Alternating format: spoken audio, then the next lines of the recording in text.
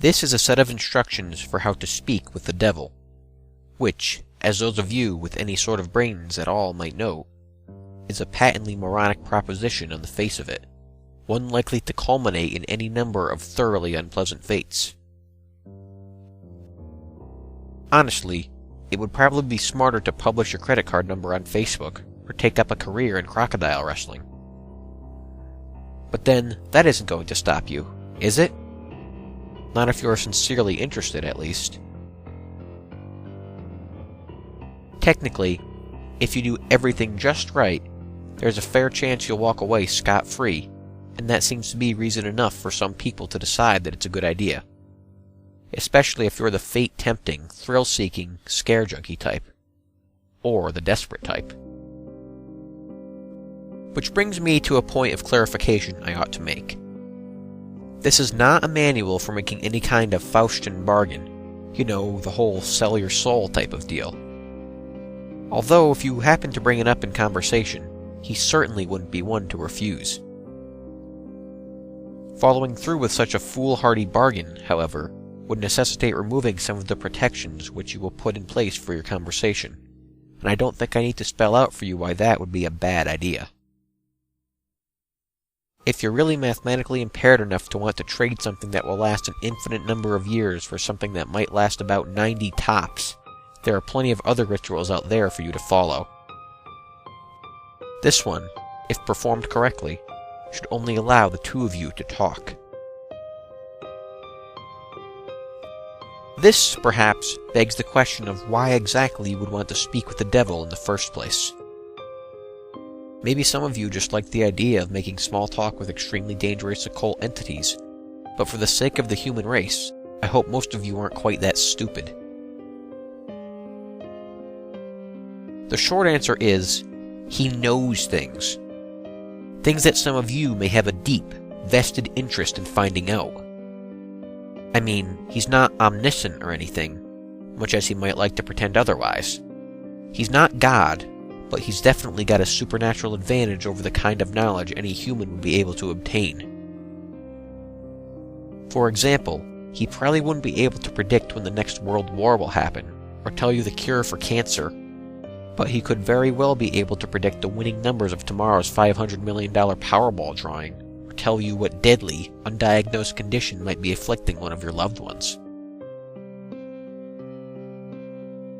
Of course, the Prince of Darkness doesn't just go around giving out winning lottery numbers to anybody who asks.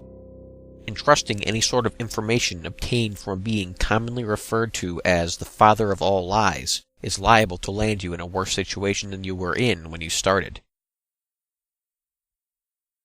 However, if you're really dead set on finding something out, and you've exhausted all other options, there is a way to try to get accurate information out of the guy. You see, like so many of the more urbane villains in popular culture, the devil has a bit of a penchant for games and gambling. Of course, the reason he likes them so much is that he almost always wins.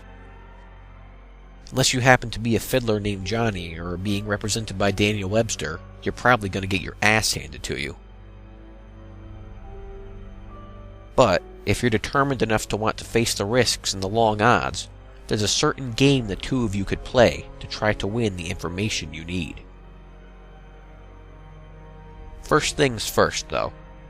We'll start off with a description of the summoning process, then get into the rules of the game, some tips for how to play, and finally, of course, the inevitable litany of arcane shit that might go horribly wrong.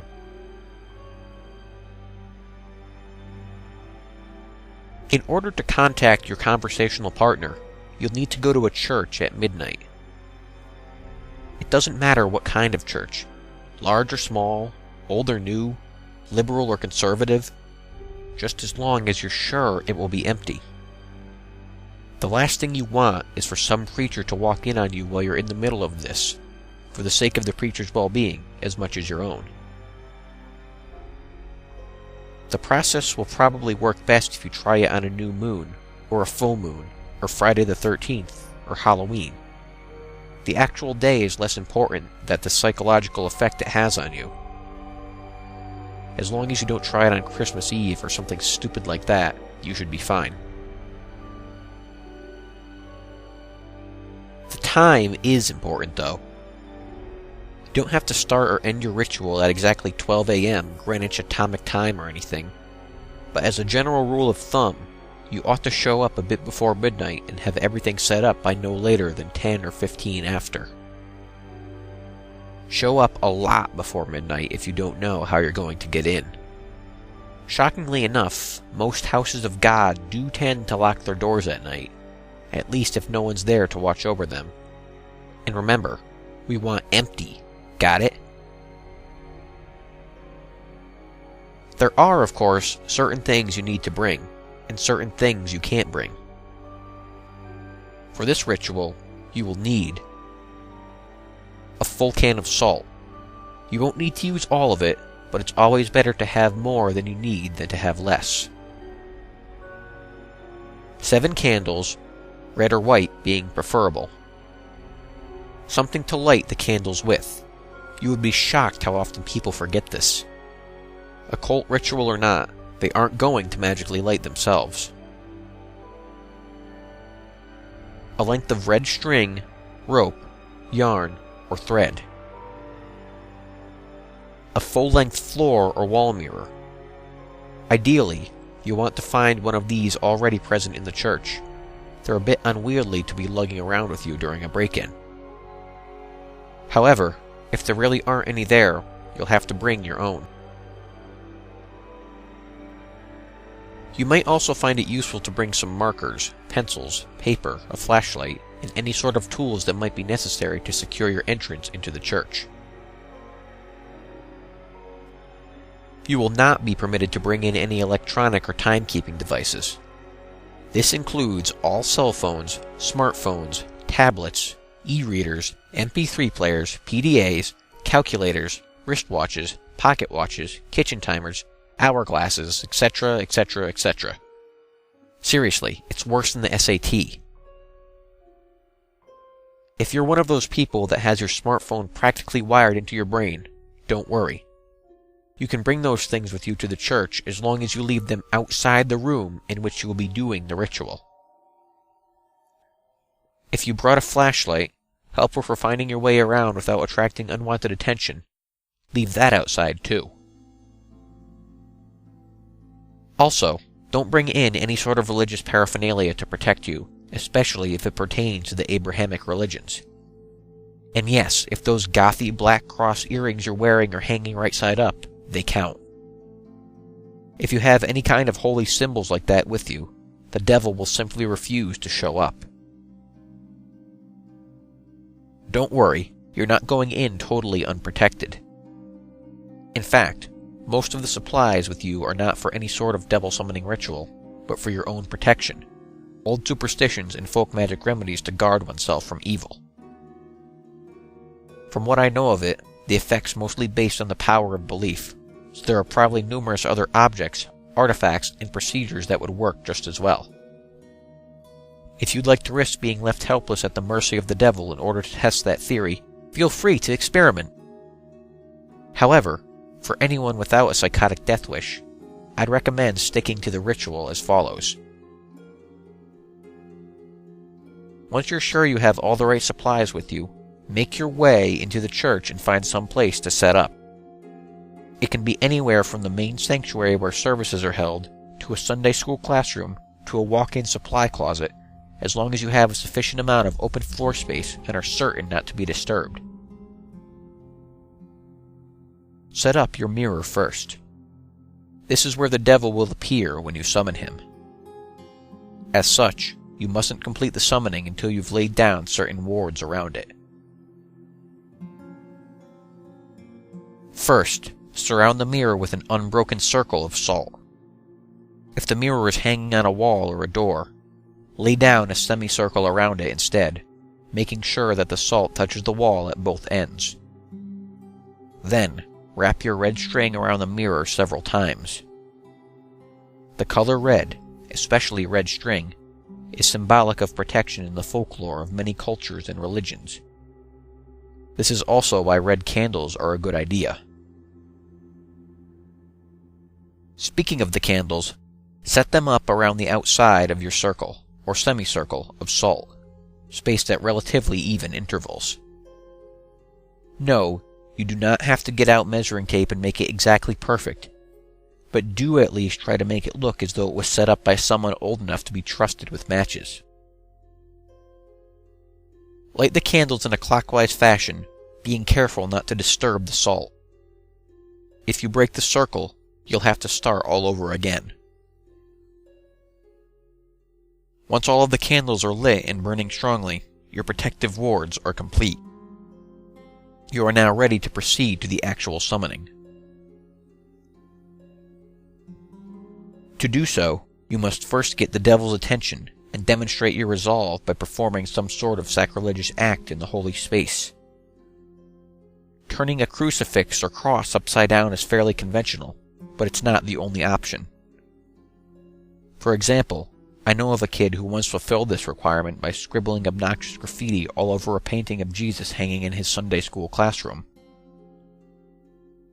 The nice thing about turning a cross upside down is that once you've finished your encounter, assuming you've survived it in one piece, you can just flip it right side up again and no one's the wiser, sidestepping the relatively minor but still irritating risk of having your Sunday school turn into a reenactment of the Spanish Inquisition for the next month and a half. After you've finished doing whatever offensive thing you decide on, shut all doors to the room and turn off all the lights so that the space is lit only by the fire from the candles. Face the mirror and stare deeply into it, concentrating on your desired outcome. There are no incantations, no arcane strings of Latin you have to recite. Just look into the mirror and wish as hard as you can for the devil to appear there. After a few moments of this, when you feel ready, close your eyes and count to 10. Then open them. If all has gone correctly, you will no longer see your own reflection. You will be looking at the devil, or at least, looking at the way the devil has chosen to appear to you. Chances are, he won't look like your conventional red, horned demon with great legs and a pitchfork, nor any other sort of terrible apparition. No point in scaring you off now. Better to lure you in, make you feel safe. To that end, he generally takes on the appearance of a fairly average, nondescript human being. If anything, he's prone to vanity and will lead towards the more attractive end of the spectrum. The only really frightening part of him will be his eyes. No matter how hard he tries, he can't hide the sinister gleam smoldering deep within them, the malevolent amusement and hunger, like the eyes of a spider contemplating a fly struggling in its web. They're supremely confident, those eyes. Confident and without pity. Don't look into them too deeply, or you'll begin to feel helpless and paralyzed with dread, losing your hope and your will to fight.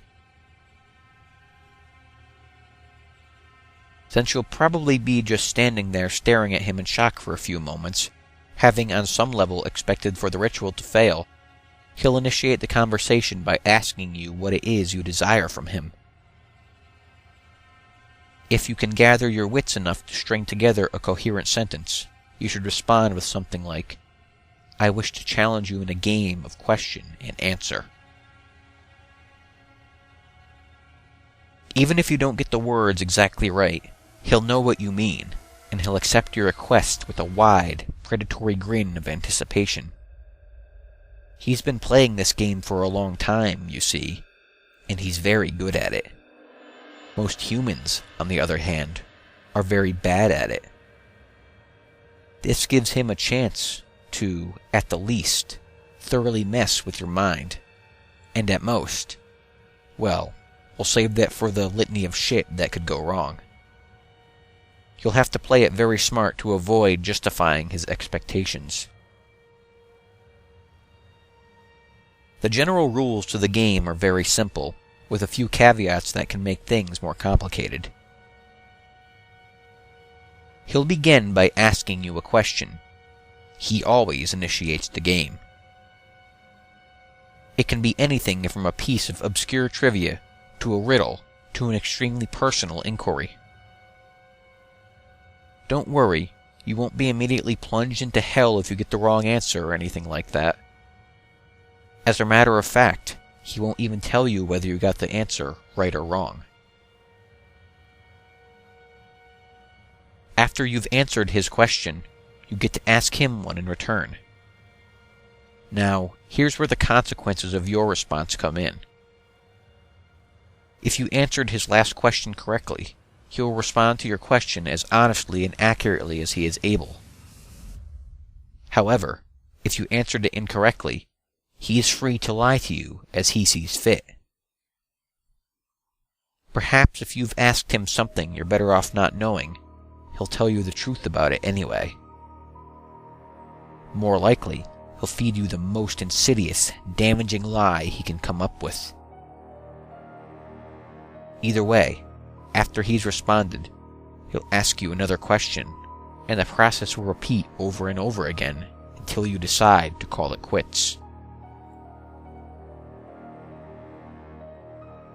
Now you may be sitting there thinking that it sounds fairly easy to get the information you need. All you have to do is wait for a question you can answer correctly, and then take that opportunity to ask him what you really want to know, ignoring everything else he said.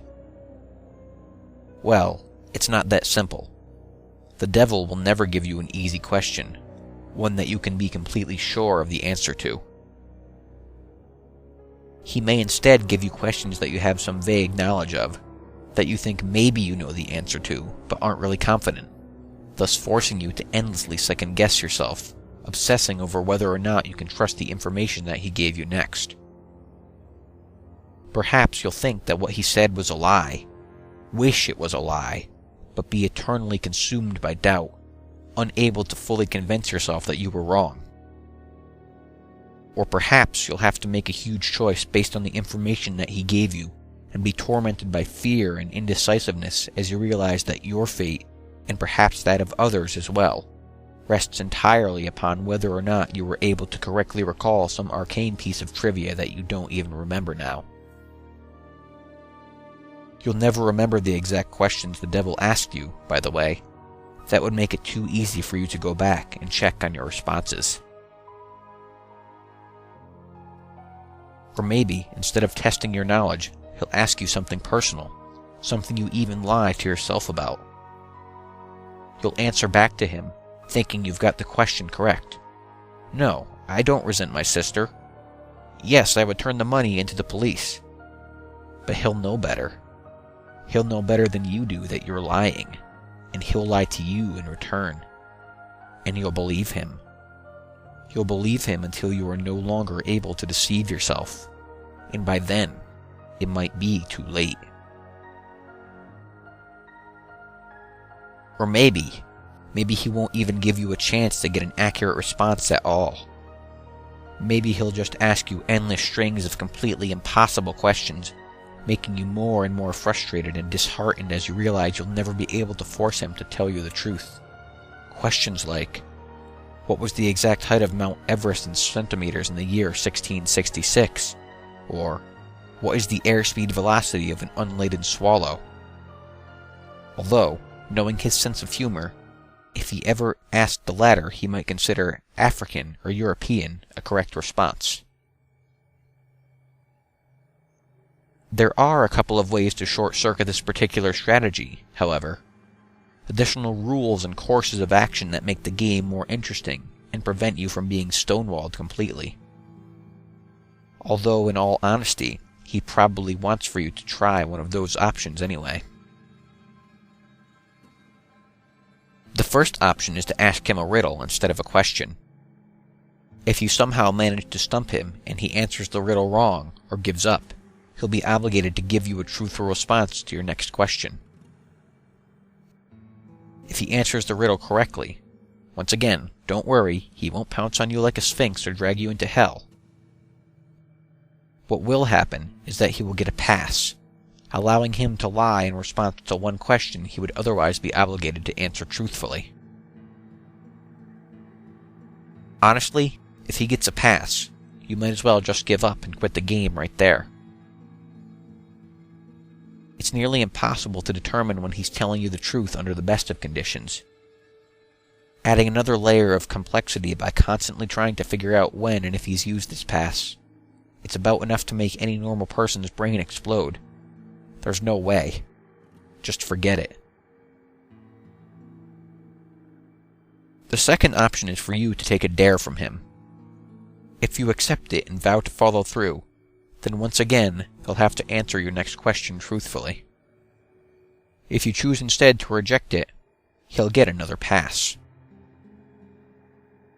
Now before you freak out and reject that whole idea completely, you should know that he won't ask you to do anything overly dramatic or unspeakably evil, like blow up a hospital or murder somebody. As a rule of thumb, most dares won't involve direct loss of life or any major felonies. However, they certainly won't be easy. Inflicting severe pain on yourself, doing something that terrifies the shit out of you, cutting off a treasured relationship, publicly humiliating yourself or someone you love, all of these things and more, things that you might not even be able to imagine, are completely on the table. If you're willing to go that far, to put yourself in that kind of position, you'll get your answer. However, if he manages to come up with the one thing you know you simply can't or won't do, well, then once again, you might as well just quit. One last thing. Don't think you can just tell him you're going to do something and then not do it. If you accept a dare and then don't follow through with it, well, let's just say there'll be consequences. Just suck it up and keep your promise, no matter what it was. Trust me, you're better off that way. Finally, when you've either gotten the information you wanted or given up on it completely, you may end the ritual by simply thanking the devil for accepting your request, bowing politely at the waist, and bidding him farewell. The surface of the mirror will seem to swim and flicker for a moment, and then you will be looking at your own reflection again. Only when you are absolutely certain that you are looking into your own two eyes again may you turn your back from the mirror, flick the lights back on, and begin dismantling your protections. Now, and this is important, even if you haven't gotten the information that you wanted, you must end the ritual in this manner before 66 minutes have elapsed. Well, I suppose that technically you have 66 minutes and 6 seconds. Subtle, right? But if you're seriously going to try to cut it that close without any kind of timekeeping device, you're probably screwed anyway. I cannot emphasize enough how important it is that you keep to this time limit. I'll save the reason behind that for the end, but don't skip ahead. I've still got a few important tips on how to play. Number 1. Be very careful what sort of personal information you give out. Try not to talk about yourself, especially your emotions and problems, any more than absolutely necessary. This guy knows human psychology like the back of his hand, and he will get inside of your head. It's like talking to Hannibal Lecter. Give him enough to work with. Even if you don't believe a single word he says, he will still find ways to fuck with your mind like nobody's business. If anything he asks makes you even remotely uncomfortable, do not hesitate to lie through your teeth. There will be plenty of other questions. Number 2. On a similar note, try to keep the game on track and moving briskly. Unstructured interactions of any kind are to be avoided. Chances are that at some point he will try to draw you off on a tangent, discussing something that fascinates you, analyzing a response you've given him, or finding some other excuse to speak at length without moving the game forward. This is not only a waste of valuable time, but also another excellent opportunity to mess with your mind. Number 3. If you choose to give him a riddle, use one you've made up yourself. If your riddle has ever been written down anywhere at all, from the pages of The Hobbit to some long-lost tome of ancient magic, he will already know the answer.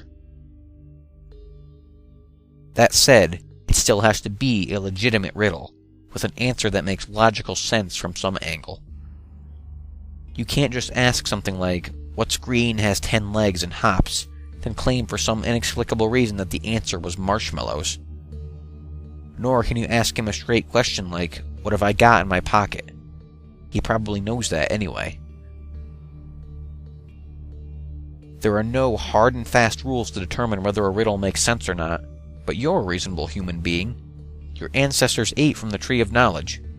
Please, for the love of crap, use common sense. Number 4. If you choose to take a dare, there is a slight chance that the devil will ask you to do something seemingly easy. Deliver a letter, for instance, or scribble a 10-digit number in a public restroom stall. If he does ask you for something like this, and you have even a shred of common decency in you, do not accept. Chances are that he's using you to further some sinister plot, one liable to ruin a lot of lives and harm a lot of people. Who knows? Maybe you're the type of person who really doesn't mind throwing an unknown number of total strangers under a bus to find out what you want to know. But at least be aware that that is what you are doing. Number 5. Last but not least, be very aware of the time. It might be helpful to do some practicing beforehand and get a feel for how long an hour is without a watch. The devil will probably put off discussing the things you're most keen to find out for as long as he can, and as you near the 66-minute deadline, he'll start trying harder and harder to distract you, captivate you, and otherwise keep you playing until it's too late. He'll string you along, feed you little glimmers of false hope, keep you thinking, "Just a few more minutes, I'm almost there." Don't fall for it. Don't go over the time limit, no matter what. Now, you might be thinking that this game really doesn't sound all that dangerous so far. Threats of psychological damage rarely seem to carry the same weight as threats of physical damage, even though their costs are often just as great. Hate to burst your bubble, but the game is far from safe. There are plenty of ways for you to seriously screw yourself over, both physically and mentally, not to mention spiritually. And it is with these that I will conclude, in the vain hope that they may make some sort of impression. First, while you are speaking with the devil, do not let him out of your sight. Keep staring into the mirror no matter what happens. He will undoubtedly try various tricks to make you look away. You will hear noises behind you, feel eyes on the back of your neck, see shadowy phantoms writhing in the depths of the mirror. A cold breath will blow upon you from behind, smelling like the crypt. A deep silence will settle, only to be interrupted by a loud smack directly behind your head, giving you about the worst jump scare you've ever had. Hell, the devil may even abandon a measure of his own dignified facade and give a sudden jump of feigned shock, shouting loudly and pointing behind you with a very convincing look of terror on his face. Whatever he might test you with, you must not look away from him. If you look away, if you lose sight of him completely, even for 1 second, you will look back at the mirror to find him gone. Well, not gone. Out of the mirror. In the room. With you. Exactly how much of your body the police will find the next morning, and what state it's in, will depend entirely on the sort of mood he's in. The same thing goes if you break any of the protections you laid down before beginning the ritual. Interrupting the circle of salt, letting the red string unwind, knocking over a candle or letting one go out, any of these things will free him from the mirror. And then, well, you're all a bunch of creative horror junkies. I'm sure you can fill in the blanks. On a different topic, you may reach a point in the game, probably after a long series of maddeningly impossible questions, where the devil asks you the deceptively simple question, "What is your full name?" You must not give it to him. Names can be things of great power. Although the devil will, of course, already know your name, Telling it to him yourself is akin to inviting a vampire into your home. Your name is deeply synonymous with your own inner self. Thus, giving him your name is powerfully symbolic of giving him yourself. If you are foolish enough to make this mistake, all of your protections will be for naught, and he will seize upon your unwitting offer with malicious glee, stealing away your soul and dragging it back with him into hell. At least this way the police will find a complete, identifiable body. As a matter of fact, your vacant shell will be totally unblemished, seemingly having dropped dead of sheer terror. Last, but certainly not least, there's the matter of what happens if you go over the time limit. This is arguably the worst thing you can do. You won't think so at first. The devil will give you no indication that you have in fact exceeded the time limit, and you will conclude the ritual as if nothing had gone wrong. Perhaps, as the devil's image in the mirror trembles and gives way, you'll see a particularly nasty, triumphant smirk flash across his face, but this will be easily dismissed as your imagination. He'll turn the lights back on, gather your belongings, and go to leave the room. But when you open the door, you will see nothing. That's right, nothing. Just a flat, white void extending infinitely in all directions. Only the room which was reflected in the mirror will now exist. Incidentally, if you turn back around to face the mirror again, you may catch a last glimpse of your own reflection. Perhaps it will even turn and favor you with a smirk and a cheeky wave before sweeping out the door into the perfectly normal church hallway outside. As you may have already figured out, you yourself are no longer in the church. Your soul is now trapped in the mirror, and the devil has taken the liberty of possessing your body now that you are no longer using it. Pound on the glass and scream all you like, you'll never get out on your own, and no exorcist can help you. But don't worry, it's not like you're in hell, right? At least, not necessarily. What you have to understand, see, is that a human soul stripped bare of its flesh is a deeply volatile and vulnerable thing, especially when trapped in the land of the living. You are now an entity of purely mental properties, and as such, the barriers between what is real to you and what is imaginary have been completely dissolved. As you fill that reflected room with your anger, your sorrow, your fear at being trapped, these emotions will begin to coalesce, given form by your mind. If you're not particularly imaginative, these creatures may not be too terrible, and may not be able to inflict too much horror and pain. With time, you may even be able to teach yourself to get rid of them. If, however, yours is a mind haunted by monsters, a mind that is vibrantly creative and imaginative and more than usually twisted, well, there's no telling what horrors might come clawing their way out of the maelstrom, tasting sweet release from the confines of your subconscious, hungering for your terror and suffering. They will refuse to be banished, dragging you kicking and screaming into an endless positive feedback loop of pain and anger. Needless to say, if you are a regular patron of websites like this one, you're probably pretty well fucked. There's only one way to find release from the mirror, and the world that you've created therein.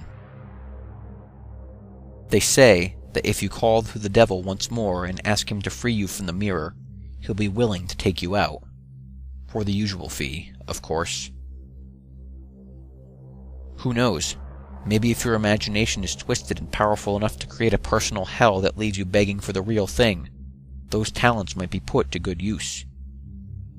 There are over 7 billion people in the world, after all. Even the devil himself can't be messing with all of their minds at once. Talented help is always appreciated. Of course, The corollary to your being trapped inside the mirror is that the devil now gets to do whatever he wants in your body until sunrise. At around that time, your body will mercifully drop dead from the strain of the possession. Autopsy will probably identify the cause as some kind of coronary event. Don't get too relieved, though. He's perfectly capable of stirring up plenty of trouble in those few hours. For instance, he may decide to do something big and dramatic, like purchase a large meat cleaver and go on a murder spree, starting with the names in your address book and working his way out to complete strangers if he has time. Or perhaps he'll focus on only one person, someone who trusts you completely, using your persona to get him or her alone and vulnerable. And then, well, no need to describe it here. Once again, I'm sure you can think of a few things. Starting to see why I called this the worst outcome yet? Of course, there's also the chance he won't lay a finger on any of your loved ones, instead deciding to do something a little more subtle, more insidious. Like drop off a few nondescript, unmarked packages on certain doorsteps in the dangerous part of town. Or locate a particularly dusty, age-yellowed text in the storeroom of your local library and intentionally misfile it in the young adult literature section. Or whisper 7 very choice words into the ear of the distracted-looking young redhead waiting for the 3 a.m. subway train. Or maybe he'll decide that, in this age of waning superstition, not enough people are getting interested in his games, and the knowledge of them is in danger of being lost. Maybe he'll decide he needs to get the word out a bit more, do a bit of networking, attract some new suckers, challengers. Maybe he'll take a quick peek at your browser history, see where the impressionable, curious minds are hanging out these days. Maybe he'll even write a quick tutorial, in modern parlance rather than some inscrutable, obsolete demonological text, post it on the internet, and see how many bites he gets. Haha, maybe I really shouldn't have gone there. But if you've made it this far without shying, a little twist at the end isn't going to put you off, is it, dear reader? I'm sure there are plenty of intrepid adventurers among you with burning questions you'd like answered. And you're all a smart bunch. You know the pitfalls, you know the conventions. You live and breathe this sort of thing, do you not? There's no way you'd fall into any of the obvious traps, right? You're not some Dick or Jane off the street. After all, you'd be bringing a whole new level of competition. You would... Oh, excuse me just a moment. I think I hear someone calling for me. What? You want out that badly already? Must be one hell of an imagination you've got on you. Perfect.